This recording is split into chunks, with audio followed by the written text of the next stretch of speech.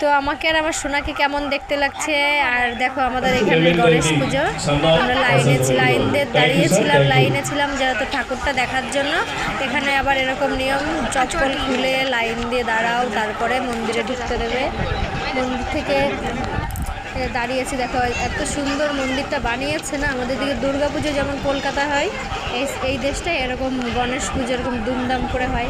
দেখো জুতোগুলো সব এখানে সবাই খুলে রেখেছে, এটা বাবাই এই সেটটা পরে আসছে, কত সুন্দর ড্রেসটা ওর।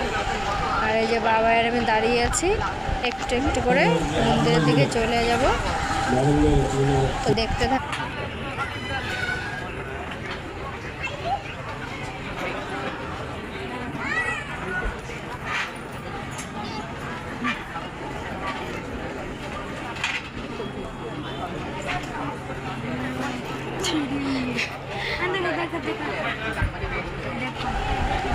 তো দেখো মন্দিরের ভেতরে তো চলেই এসছি,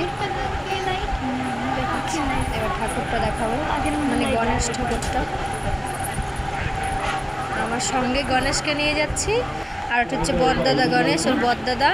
এই যে হচ্ছে আমাদের বড়দাদা গণেশ, আমার সোনার বড়দাদা গণেশ, তাই না বাবা? এটা তোমার গণেশ। আর দেখতে থাকো, সঙ্গে থাকো, ভিডিওটা কেমন লাগলো তোমাদের। আমাদের এখানে পুজো অবশ্যই কমেন্ট করে জানাবে।